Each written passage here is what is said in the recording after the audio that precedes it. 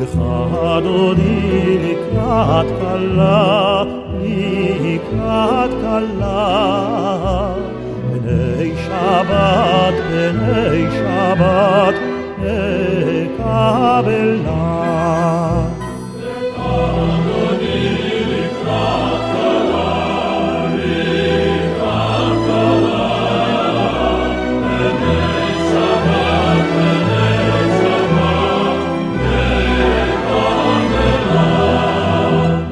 אמור וזכור בדיבורך, אדיש מיינו כל המיוחד, השם אחד ושמו אחד, לשם ולתפארת ולתהילה.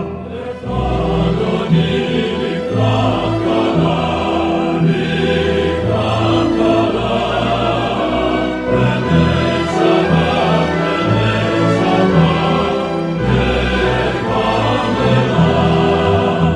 לקראת שבת לכו ונלכה, כי מקור הברכה מראש מקדם נסוכה, סוף מעשה במחשבה תחילה. לך אדוני לקראת כלה, לקראת כלה, בני שבת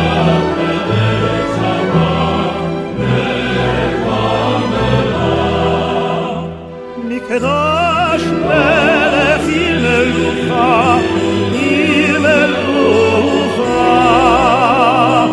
ומצאים מתוך אפיך, מתוך אפיך, אוי רב לך שבט במקדשך, והוא יחמול עלייך חמלה.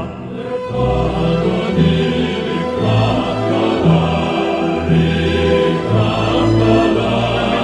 כלה,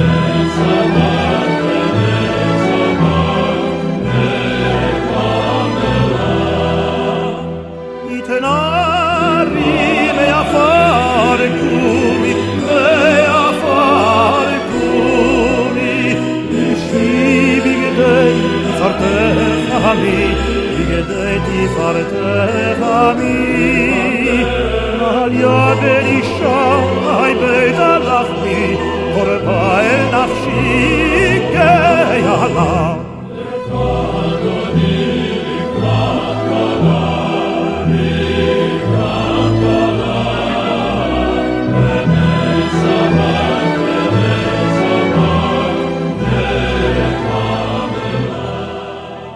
Yaakov Motzen, un petit passage de l'Echa Dodi. Alors, voilà, on est le Shabbat avant le 10 Tevet. Il est bon de réfléchir sur non seulement le 10 Tevet, mais aussi les jours qui précèdent, car dans les textes, on nous parle de trois jours particuliers, le 8 Tevet, 9 Tevet et le 10 Tevet. Qu'est-ce qui s'est passé le 8 Tevet ? Le 8 Tevet, c'est le jour où la Torah a été traduite en grec. Le roi Ptolémée Philadelphe, qui avait une très très belle bibliothèque où il manquait l'ouvrage des Hébreux. Et il va bien convoquer 70 sages, 72 sages, les séparer, pour pas qu'il n'ait, c'est pas un travail d'équipe, mais pour s'assurer ou voir s'il allait y avoir des contradictions, des différences dans les traductions. Évidemment, quand il y a une traduction, il y a toujours des différences, et là il y a eu un miracle. Les 72 sages qui ont été séparés, et qui ont demandé de traduire la Torah en grec, ont tous traduit de la même façon, et avec des différences par rapport au texte qui sont remarquables. Par exemple, tout début de la Torah, au début il y a marqué Bereshit bara Elohim. Au commencement, Dieu a créé les cieux et la terre.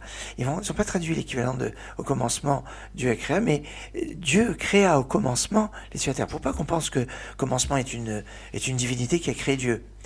Ou alors, quand Dieu dit faisons l'homme à notre image, avec pluriel. Alors on sait que parce que Hachem a investi dans la décision de la création de l'homme l'ensemble de la création, il avait demandé conseil aux anges. Enfin, il y a de nombreuses explications. Et on va dire que la Torah, eh bien, fait fi de si on se trompe, ben, on se trompe. La Torah a laissé la possibilité de se tromper sur le texte de la Torah. Mais les sages des Septante, puisque c'est comme ça qu'on va les appeler, eh bien, vont prendre soin d'éviter cet écueil et vont dire « je vais faire l'homme au singulier ». Aussi pour le Shabbat, il est marqué « Vaishbot bayom hashvi mikom l'arto asherasa » que Dieu a terminé le 7e jour. Comment Dieu a terminé le 7e jour? Donc ça veut dire que Dieu a terminé le Shabbat. Alors, Rashi ramène un message qui donne deux explications. Une explication qui dit que il a terminé juste avant l'entrée de Shabbat, mais à l'œil humain, à la vision humaine, ce serait comme s'il était rentré dans Shabbat. C'est pour ça que nous, on se doit de faire rentrer Shabbat un moment avant, ce qu'on appelle une Tosefet. On doit prendre des précautions de faire rentrer le Shabbat avant l'horaire pour ne pas risquer de transgresser le Shabbat. Mais Hachem connaît le temps, puisque c'est le créateur du temps. Donc il a une maîtrise absolue du temps, donc il peut faire rentrer le Shabbat juste à l'heure, mais pour l'humain, on pourrait se tromper. Ou alors l'autre explication, c'est de dire il manquait au monde la menoucha, le repos, et à travers quelque part la création du repas, la création du non-travail, du repos, qui va être pas seulement du passif, mais de l'actif du repos, eh bien ça va être la création du Shabbat. Mais expliquer tout cela n'est pas toujours aisé, alors ils ont traduit, Dieu a terminé le 6e jour. Et voilà, comme ça au moins ça évite. Mais cette traduction de la Torah en grec va être quand même la source de nombreux problèmes, parce que toute traduction est une trahison. Et c'est vrai, vous allez me dire, mais quand les enfants d'Israël sont rentrés en Israël, ils devaient écrire la Torah dans les 70 langues. Oui, mais c'est pas du tout la même chose.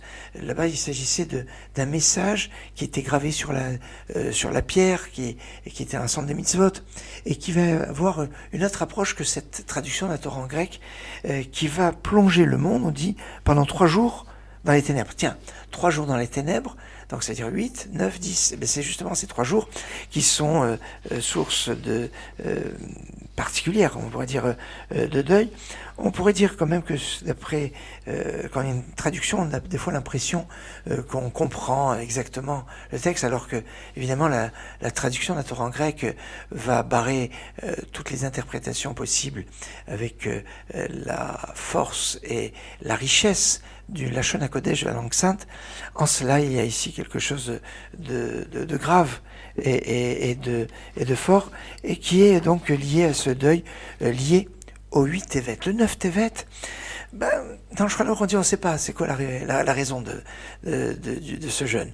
Bon, il y a de nombreuses explications, je vous en propose une. C'était la disparition, le jour anniversaire de disparition de Ezra Sofer. Ezra, c'est un peu la charnière entre la Torah écrite, Torah orale, entre la fin de la Bible et le début, on va dire, de l'époque de la Mishnah. C'est le début de la construction c'est la construction du 2e temple. C'est le début de cette période avec les Anshe Knesset Agdola, les membres de la Grande Assemblée dont il est le chef. Et en fait, le jour de sa disparition, c'est un jour très, très spécial. En tout cas, la disparition de Ezra Sofer, le 9 Tevet, c'est marqué comme ça dans les prières, dans le rite des Slichot Ashkenaz. Mais dans le rite des Slichot Sepharad, eh bien, c'est pas marqué comme ça, c'est marqué que Ezra est Niftar le 10 Tevet et pas le 9.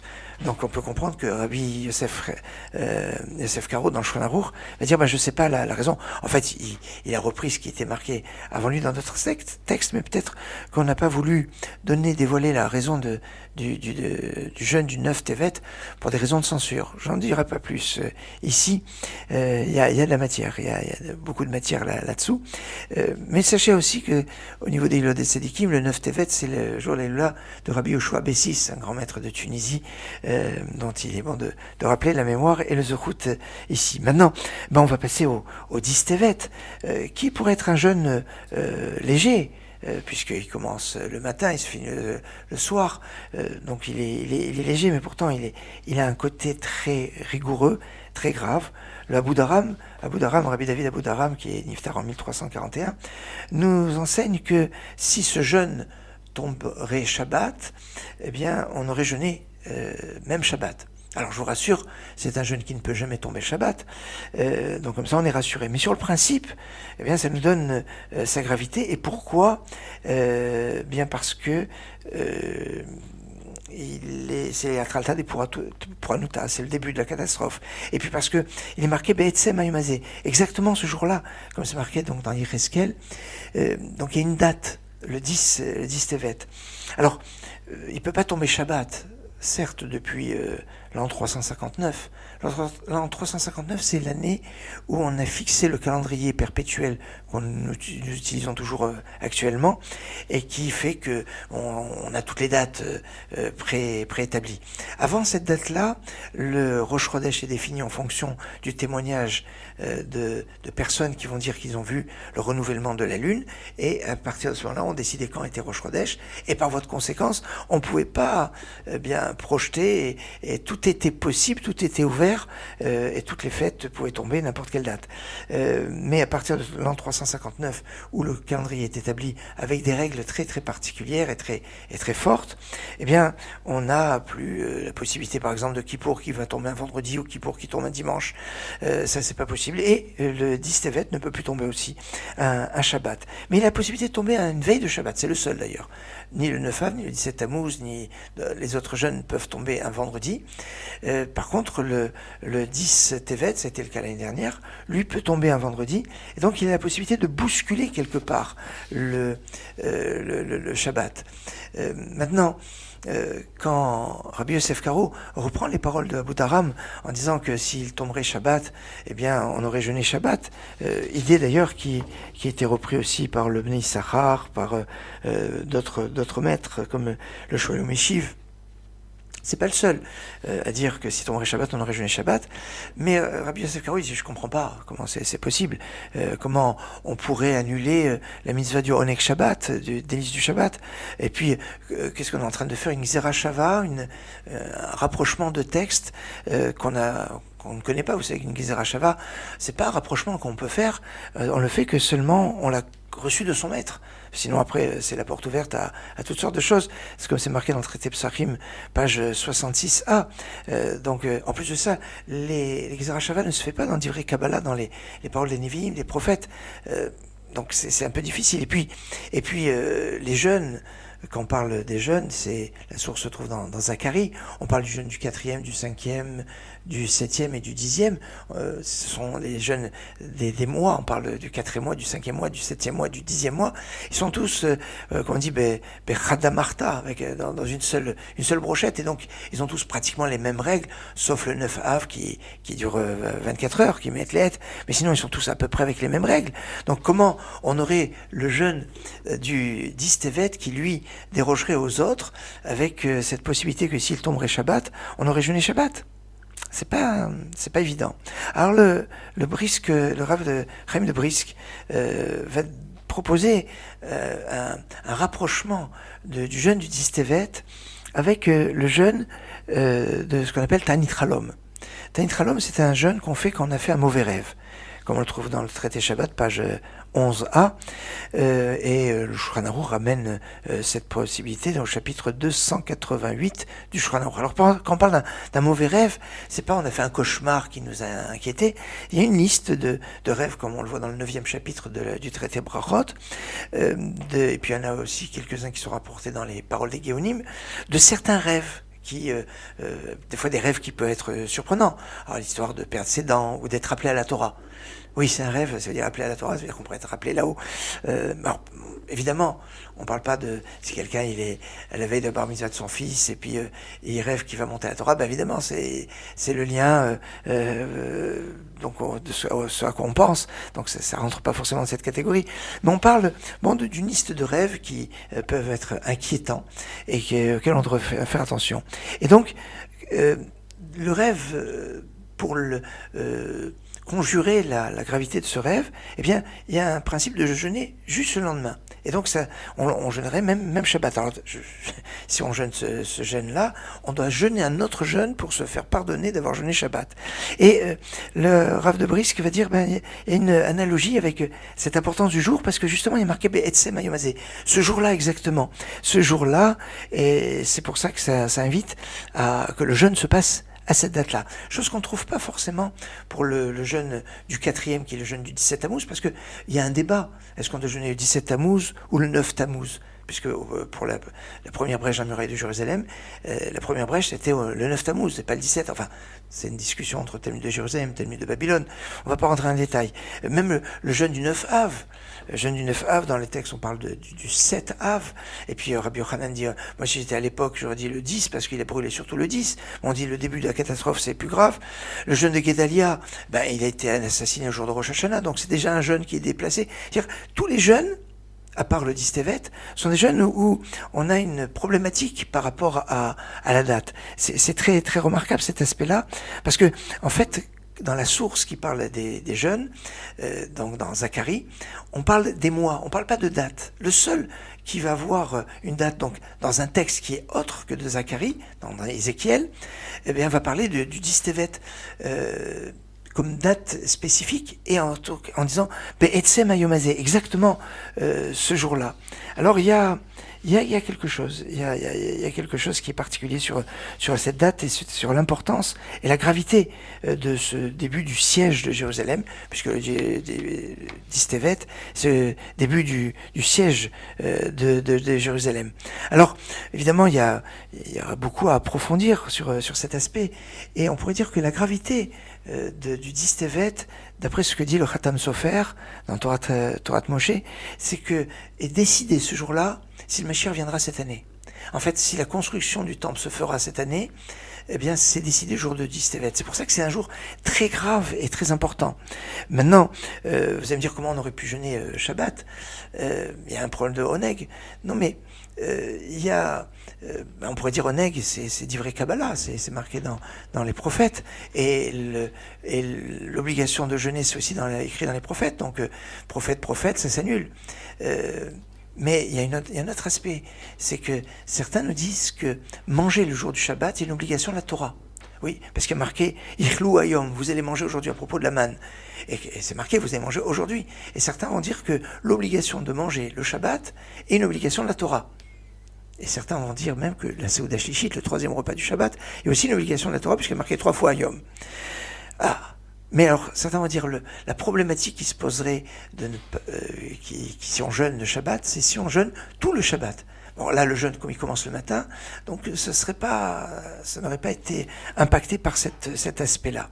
Maintenant, il y a quelque chose qui est très très intéressant qui est ramené dans les textes, c'est que certains vont dire que la gravité du 10 Tevet, c'est que c'est normalement le jour où il y aurait dû avoir la destruction du temple et le départ en exil. Seulement, c'est un midrash, dans le midrash Tanhuma, dans la parashat Tazria, qui nous dit que Dieu n'a pas voulu que ce soit le 10 Tevet, le jour de la destruction du temple et de l'exil, parce que comme c'est la période d'hiver, eh bien, il serait mort dans l'exil. Ça fait penser un petit peu à la marche de la mort avec la libération du camp d'Auschwitz. Alors non, Dieu n'a pas voulu que l'exil se fasse le 10 Tevet.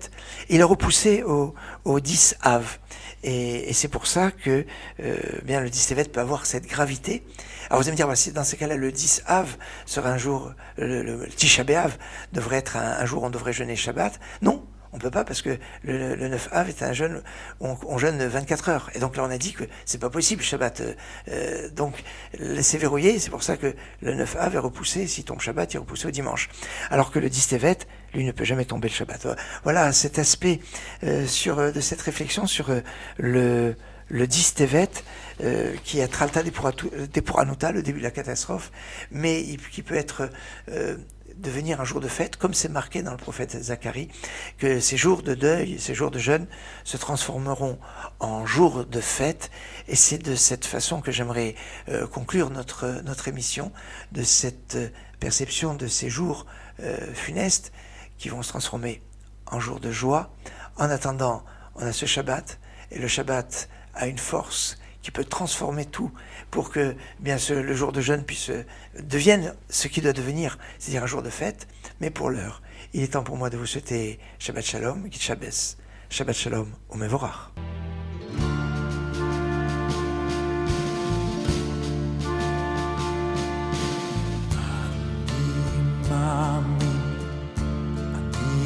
מאמין, אני מאמין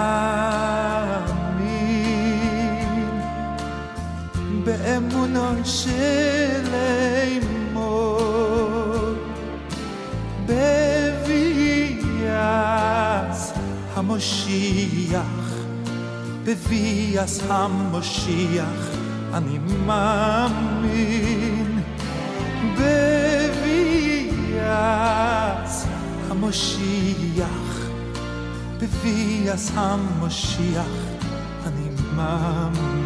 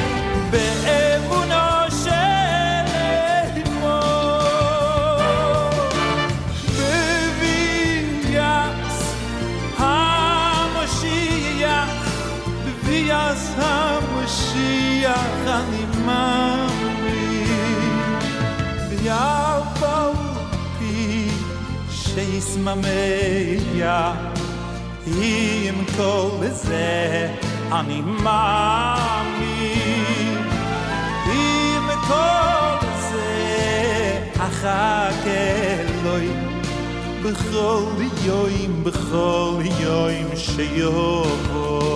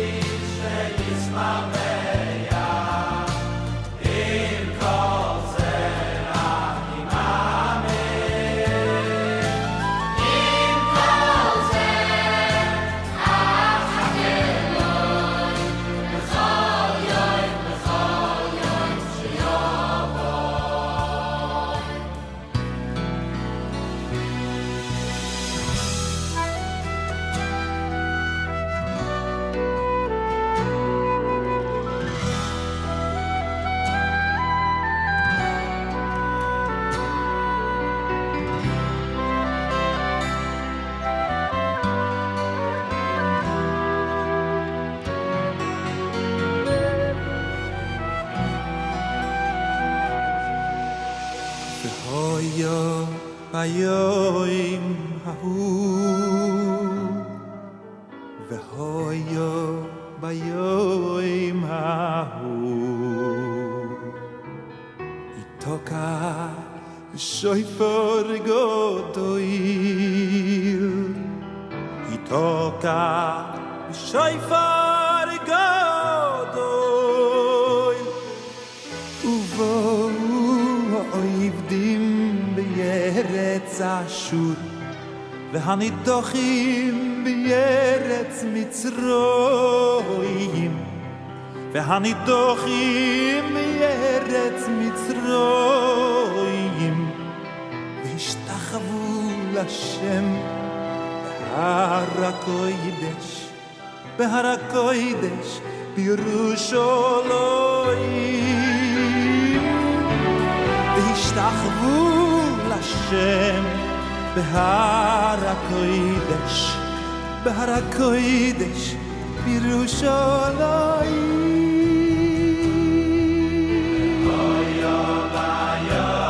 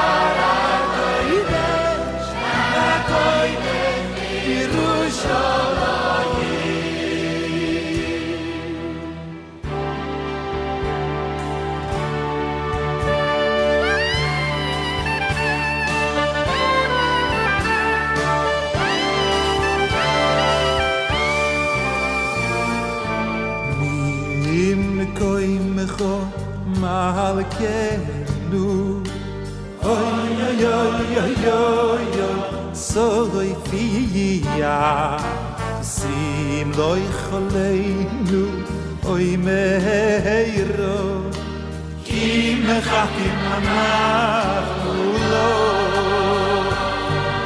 oy mos ay tim loy betzi oy oy oy oy oy oy oy bekoroy oy oy oy oy oy bekoroy beyo meinu liyoy lo etishkoy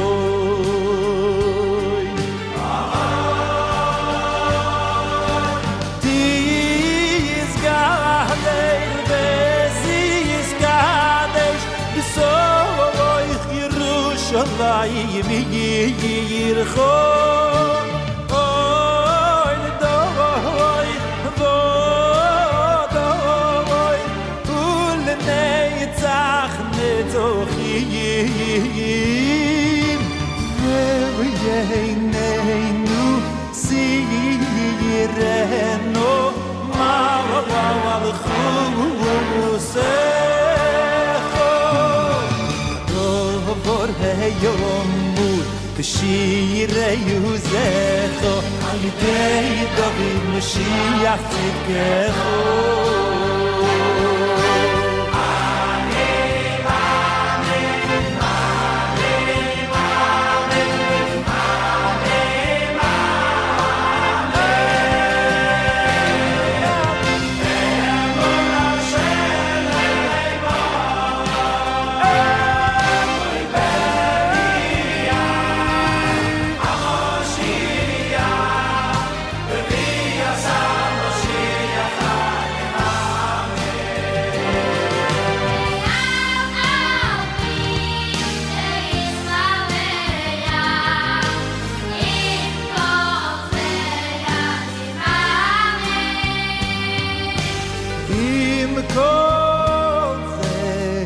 Achake loy